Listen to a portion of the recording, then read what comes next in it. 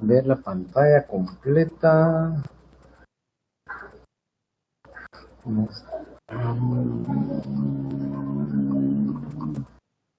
Creo que es este, la pantalla completa. No es este. ¿Alguien sabe cómo hace uno captura de pantalla? ¿Qué presiono? Me gustaría tener una captura de pantalla.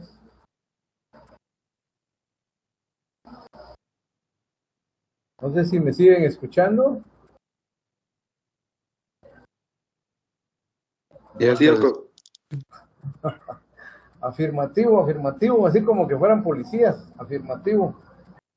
Bueno, está Afirmativo. bien. Al menos ya sé que me escuchan. Entonces, en el tema de hoy, pues si alguien desea puede grabar la clase. Pues en este tema, tanto de alimentación del niño como de anemias nutricionales, pues siempre me gusta tener una persona invitada, y en esta ocasión pues tenemos a una pediatra, a la doctora Gaby Sánchez, que es la que la última vez estuvo compartiéndoles también el tema. Así que yo les voy a dejar nuevamente el tiempo y voy a ver si pues yo participo desde otro teléfono también. Así que les dejo a ellas, esperamos que puedan verla bien también y escucharla. Así que la voy a dejar aquí en mi lugar. Buenas tardes, tengan todos ustedes. Para mí es un gusto poder estar aquí participando y pues compartiendo un tema muy importante, sobre todo en el área pediátrica. Es un tema que no solamente tenemos que identificar, sino que también tenemos que saber cómo es el tratamiento. Entonces vamos a iniciar con la clase. Anemia, realmente hay diferentes clasificaciones, pero dentro de una de las ramas de anemia son las debidas por falta de vitamina B12, ácido fólico y hierro, y estas son las anemias nutricionales. Entonces, en esta clase vamos a enfocarnos específicamente sobre las anemias nutricionales. Realmente es la anemia, se dice que es un problema también de salud pública, y se ha visto que un 35% es encontrada en niños menores de 24 meses. Entonces, quiere decir que va a comprometer su desarrollo no solamente neurológico, sino que también físico. Entonces, realmente es un tema muy importante que nosotros lo podamos manejar, ya que sus consecuencias no solamente van a ser a nivel de salud, o sea, a nivel del cuerpo del niño, sino que con el tiempo pueden haber también deficiencias en el aspecto social, cómo se desenvuelve el niño, económico en cuanto a ellos. Si los niños tienen estas anemias crónicas, no desarrollan adecuadamente su cerebro y pueden tener problemas en el área en la vida adulta. Entonces sí es importante conocer que la anemia es por la reducción de la concentración de la hemoglobina y hematocrito en la sangre periférica. Tenemos que tener pues este dato en nuestra práctica, que los valores normales va a ser muy diferentes según la edad de nuestro paciente. Si se dan cuenta, ¿verdad? A los pacientes a término, en sus primeros 3 días, el valor de la hemoglobina normal es de 14.5. Y si nos damos cuenta, en el transcurso de la edad de 1 mes a 2 años, este valor desciende incluso hasta los 6 años. A partir de los 6 años ya hay un rango un poquito mayor, entonces tenemos que tener en cuenta que el valor normal depende de la edad.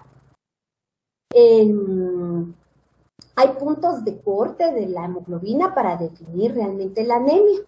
Este dato yo lo encontré en Nelson, y mencionaban que 11 gramos ya podemos considerar que es anemia en niños de 6 a 59 meses. de 11.5 de 5 a 11 años. O sea, quiere decir que si nuestro paciente tiene 5 años y tiene una hemoglobina de 11, ya podemos considerar una anemia. 11.5 ya podemos considerar una anemia. Y niños o adolescentes de 12 a 14 años, el valor o el punto de corte de hemoglobina para decir que esa anemia es de 12 gramos. El hematocrito es realmente la fracción del volumen de la masa eritrocitaria respecto al volumen sanguíneo total, por eso se expresa en porcentaje. Y también va a depender mucho de la edad de nuestro paciente. Aquí tenemos un reporte de un hemograma. Esto fue aquí en la clínica Bendición y nuestro paciente en ese momento tenía 2 meses de edad, 1 año de edad, perdón. Entonces se hizo cada laboratorio tiene sus rangos de referencia y en este rango tenía los siguientes. Como podemos ver aquí, hemoglobina 10.2 y su rango era de 11 a 16. Y como vimos en las diapositivas anteriores, si este tenía 1 año, pues está entre estos rangos. Este es según Harriet de pediatría.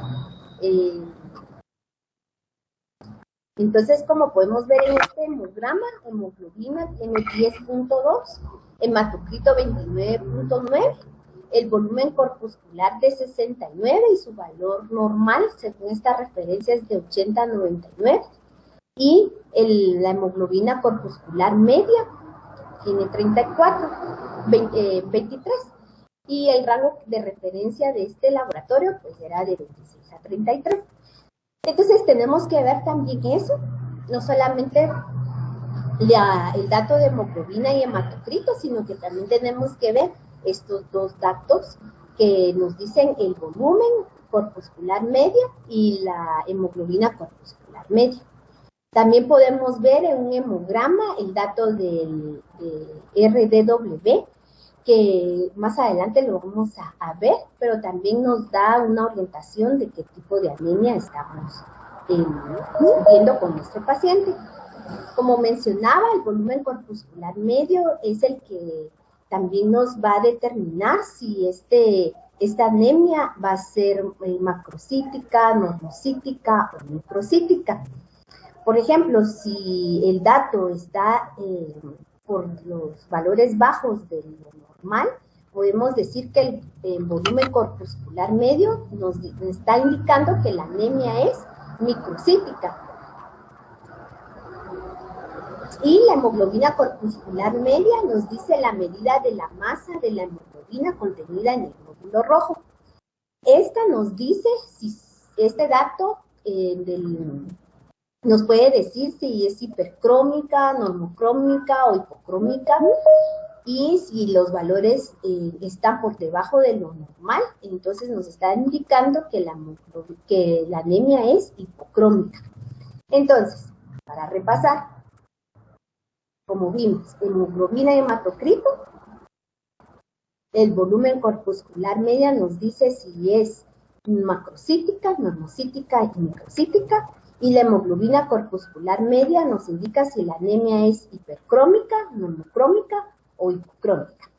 ¿Alguna duda con respecto a esto? Les voy a mostrar este hemograma de nuestro paciente. Si alguien me puede decir si nuestro paciente tiene anemia y qué tipo de anemia tiene, según el valor de volumen corpuscular media y de la hemoglobina corpuscular media. ¿Alguien que me pueda apoyar en ese sentido? Ya con lo que hemos hablado anteriormente.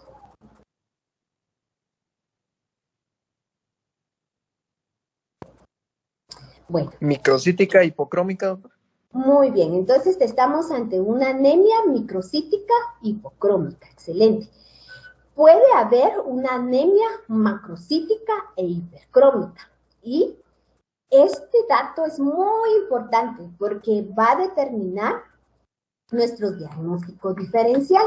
Y lo vamos a ver más adelante. El dato de la amplitud, el RDW, que es la amplitud eritrocitaria, esto por sus siglas, ¿verdad? Está descrita como la amplitud de distribución eritrocitaria y mide la variación entre el volumen y el tamaño de los glóbulos rojos. Y el valor normal es de 11 al 15%. Como podemos ver aquí en la imagen B, vemos que la distribución del tamaño de los glóbulos realmente no tienen una buena distribución y entonces ahí ya consideramos que es patológico.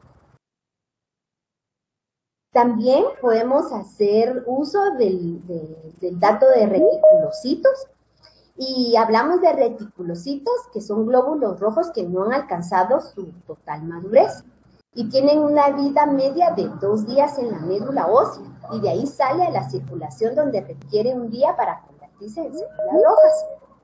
Entonces, cuando tenemos una sospecha de un paciente con anemia, vamos a pedir hemoglobina, hematocrito, volumen corpuscular medio, la concentración de hemoglobina corpuscular media, la ampliación de distribución de los eritrocitos y reticulocitos. Siempre tenemos que tener estos datos porque nos van a ayudar a tener ciertos diagnósticos diferenciales. De la misma manera, podemos solicitar ferritina sérica que refleja las reservas totales del hierro corporal, o sea que es un hierro de depósito, por lo que está disminuido en casos de ferropenia, o sea, anemia debida a falta de hierro. También se puede tener como un reactante de fase aguda y en estos casos el valor está aumentado. Entonces, por ejemplo, si un paciente tiene anemia, pero la ferritina está elevada, puede ser que nuestro paciente esté en un proceso inflamatorio o un proceso infeccioso. Entonces, hay que tener cuidado con la interpretación de la ferritina sérica. Y también tenemos que ver la edad de nuestro paciente, porque si es un paciente recién nacido, por lo general la ferritina está elevada.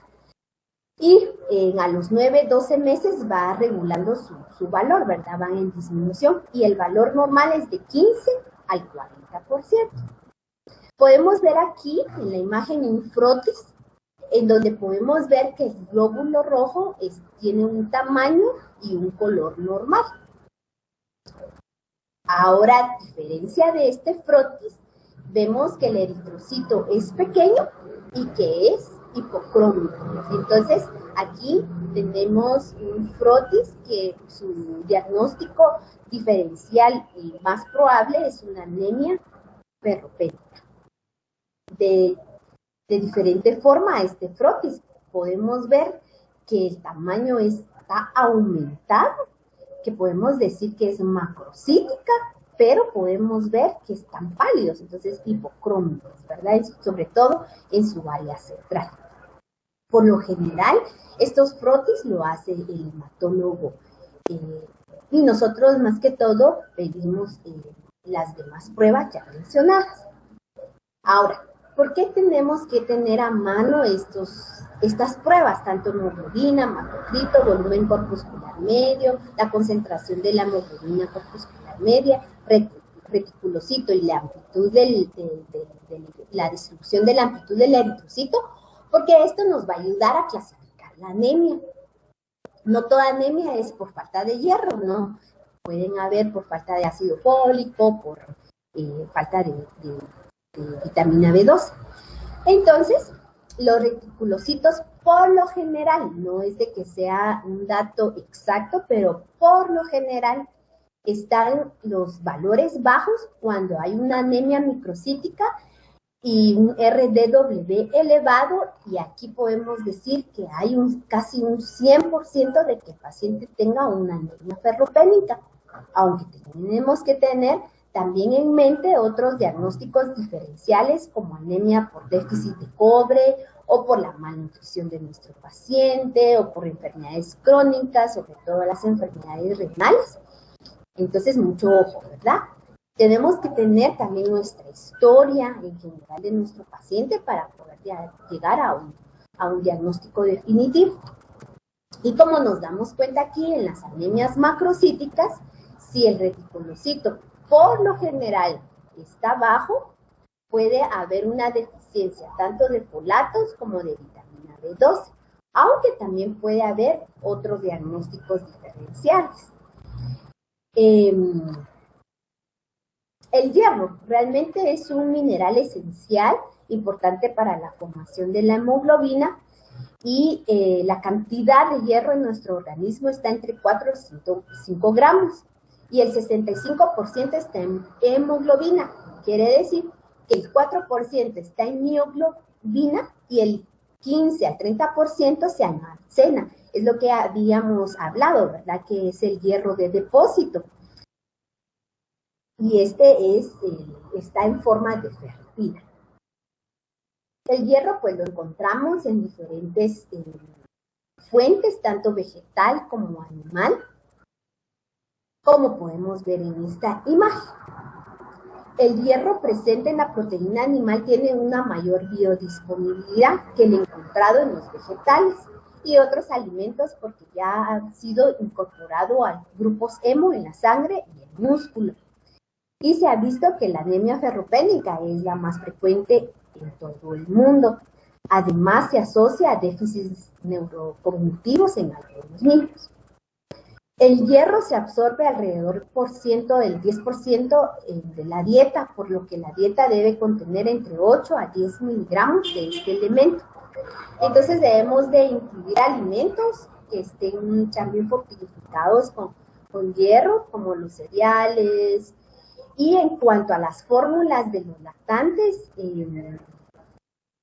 pues depende también de qué paciente tenemos. Por ejemplo, en prematuros que lamentablemente no tienen la oportunidad de tener la lactancia materna exclusiva, entonces abocamos a las fórmulas, pero debe de tener de 7 a 12 miligramos de hierro para recién nacidos a término y para prematuros 15 miligramos. El hierro se absorbe en la zona proximal del hierro delgado e incluso se ha demostrado que cuando hay una anemia ferropénica crónica e incluso hay ciertas alteraciones histológicas en el intestino, ¿verdad? Pero esto es más visto por los patólogos. Pero es para mencionar cómo incluso puede llegar a tener ciertos cambios a nivel de la mucosa intestinal. Y si hay cambios en la mucosa intestinal, entonces eso va a contribuir a la pérdida de sangre y a la disminución incluso de lo poco que el paciente consuma de hierro va a comprometer dicha absorción. La pérdida diaria de hierro, pues a nivel de las heces fecales, puede ser excretado de 0.6 miligramos al día, y no digamos cuando hay pérdidas menstruales, que está entre 0.7 a 1.3 miligramos al día. Entonces, la anemia microcítica, este grupo se encuentra por sobre todo déficit de hierro, aunque ya vimos en los cuadros anteriores que pueden haber otros diagnósticos diferenciales, pero hablando de anemias nutricionales, es la anemia ferropénica o anemia por falta de cobre. Nuevamente vemos que la amplitud de la distribución eritrocitaria está elevado y el recuento de reticulocitos está bajo. ¿Cuáles son las manifestaciones? Realmente las manifestaciones en la OMS lo han descrito como la palidez del área palmar, como una prueba de detección selectiva, pero pueden haber falsos positivos o falsos negativos. Entonces, no es como una manifestación típica de una anemia, porque incluso se ha dado cuenta que cuando ya es una anemia grave, cuando ya tiene menor de 5 gramos por decilitro, por lo general ahí es donde puede uno también notar la evidente palidez de nuestro paciente. Por eso es de que es una prueba no 100% recomendable para decir, el paciente tiene anemia. Tenemos que ver otros datos, como por ejemplo la irritabilidad, pueden tener trastornos de la conducta alimentaria con tendencia a comer, por ejemplo, ciertas sustancias como la tierra, el hielo, incluso pueden consumir, en este caso hay un caso interesante que el colchón del niño ya tenía una cierta cantidad de pérdida del mismo porque el niño se lo estaba consumiendo. Entonces pueden tener esta tendencia a comer sustancias que no son comestibles, ¿verdad? Y cuando hay manifestaciones, ya el paciente tiene ya una anemia grave, podemos decir que es menos de 5 gramos por decilitro, hay irritabilidad, hay anorexia, hay taquicardia, incluso una dilatación cardíaca, que podamos escuchar también un soplo sistólico.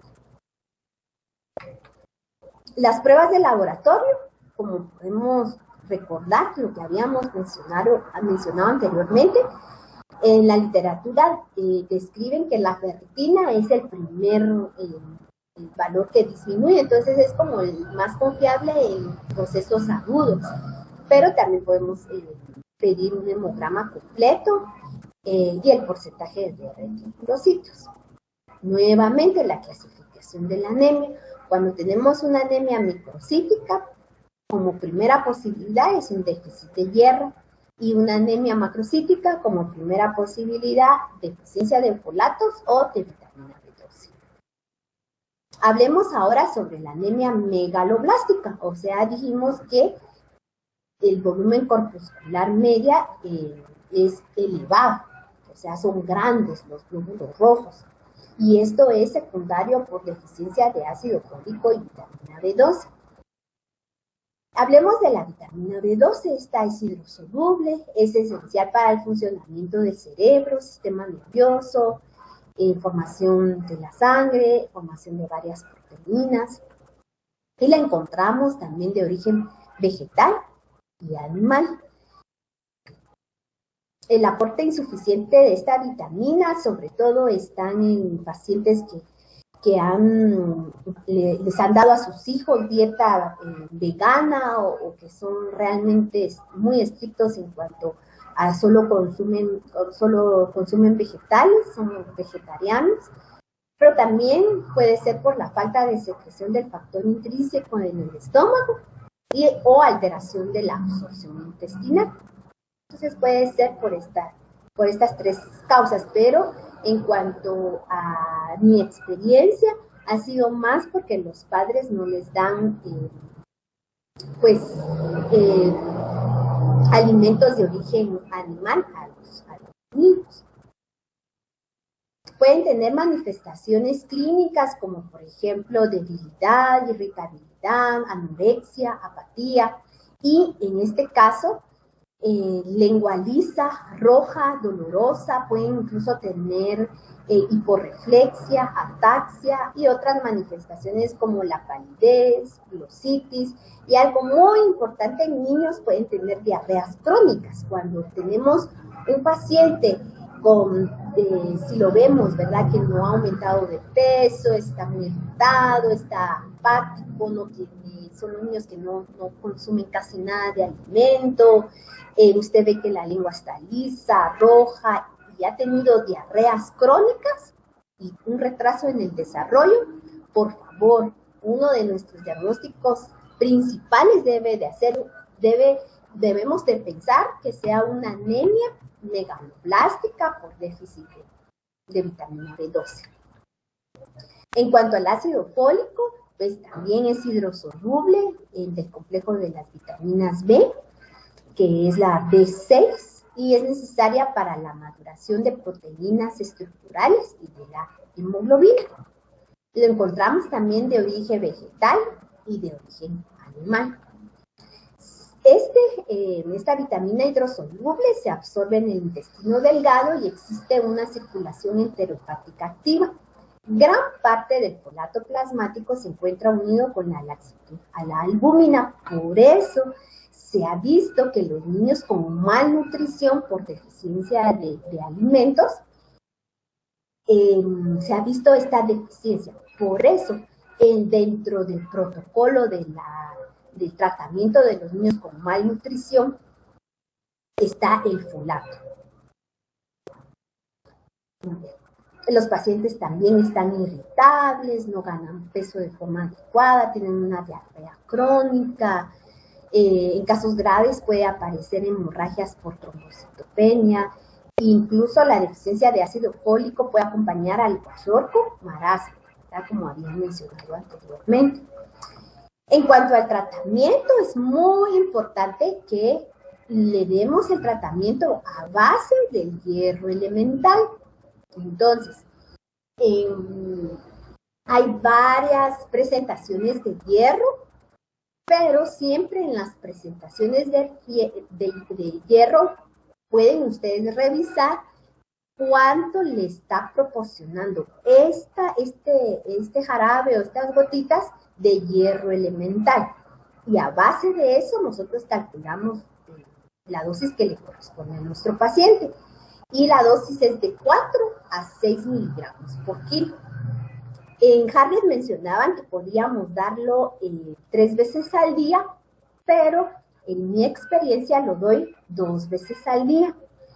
Es un poquito más fácil para las madres recordarlo que el tratamiento es en la mañana y en la tarde o noche, y por lo general, pues, me funciona más que los niños lo acepten en gotas, porque hubo un tiempo que lo recetábamos en jarabe, pero el niño solo lo llegaba a tomar 15 días, 10 días, porque el sabor del hierro es muy particular. Entonces los niños, en cierta manera, si no tienen apetito y le dan este tipo de tratamiento, a veces cuesta un poquito que lo acepten. En mi experiencia, yo prefiero que se les dé en gotitas, ¿verdad? También depende mucho de la edad. Ya un niño que tolere más de 100 miligramos al día, que hay en tabletas masticables, ya se le puede dar a un niño más grande. Pero por lo general, niños pequeños, mi recomendación es darlo en gotas. También damos tratamiento a neonatos prematuros. En este dato lo encontré en Harriet, hay un rango de 3 a 6 miligramos por kilo en 24 horas, y el anterior lo encontré en Harriet, y este lo encontré, el anterior, lo encontré, perdón, en Nelson, y este lo encontré en Harriet, pero por lo general va casi en el mismo rango. En cuanto a la vitamina B12, la dosis de 100 microgramos cada día durante 10 a 15 días, y luego se da un mantenimiento con dosis menores. En cuanto a la administración parenteral, es una rápida respuesta. Por lo general, es una respuesta de 2 a 4 días, es un poquito más rápido, pero esto realmente solo si hay una afectación neurológica, ¿verdad? Ya un paciente que está hospitalizado, que ya tenga algunas complicaciones, pero por lo general resulta más cómodo, más eficaz un tratamiento oral, ¿verdad? Porque los niños por lo general le tienen muy pánico a tratamientos intramusculares o intravenosos. Entonces, si nuestro paciente está estable, mejor demos tratamiento oral. Cuando los pacientes están inestables, es mejor que también esté guiado por un especialista. Pero como algo más práctico que vayamos a ver en el centro de salud, puesto de salud o en una clínica, pues lo más prudente y práctico es un tratamiento oral.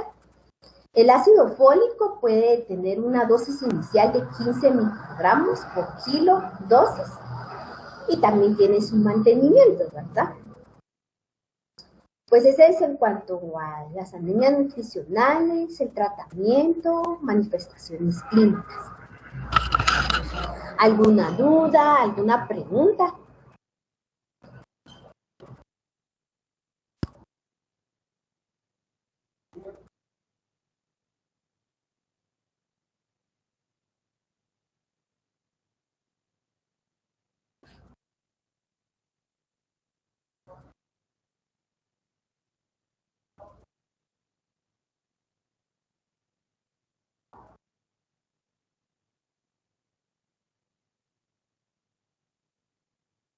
Bueno, veo que todo está claro.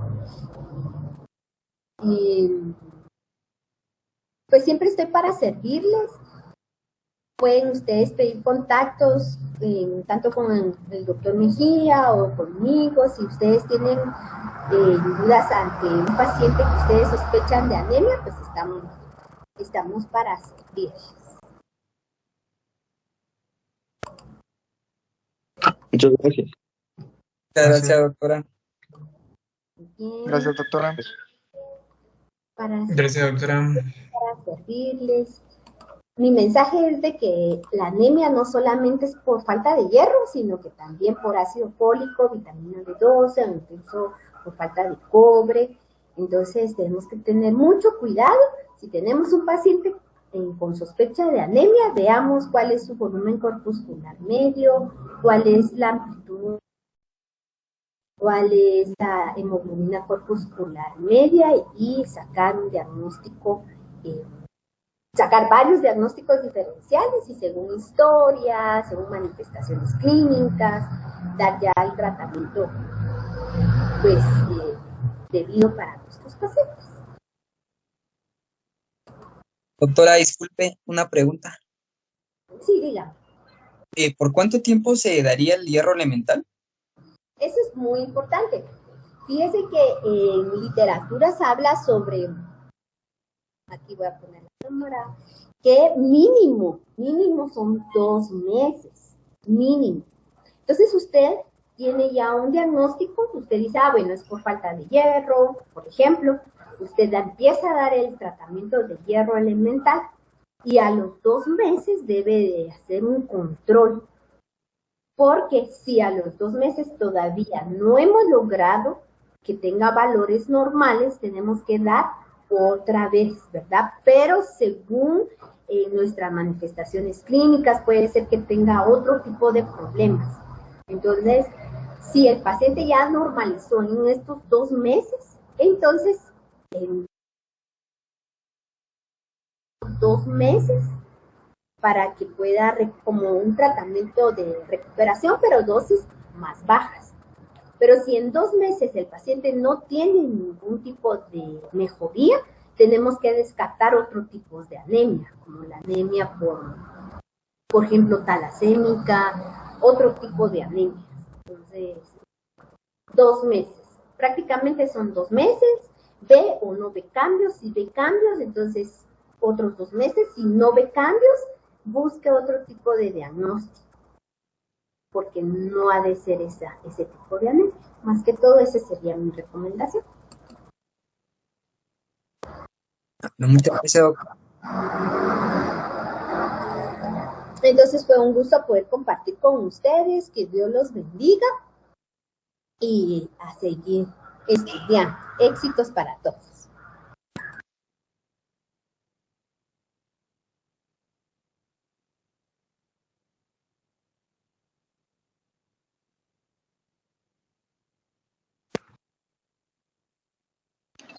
Mi doc tiene apagado el micrófono. Buenas tardes a todos, buenas tardes. Buenas tardes, doctor. Buenas tardes, doctor.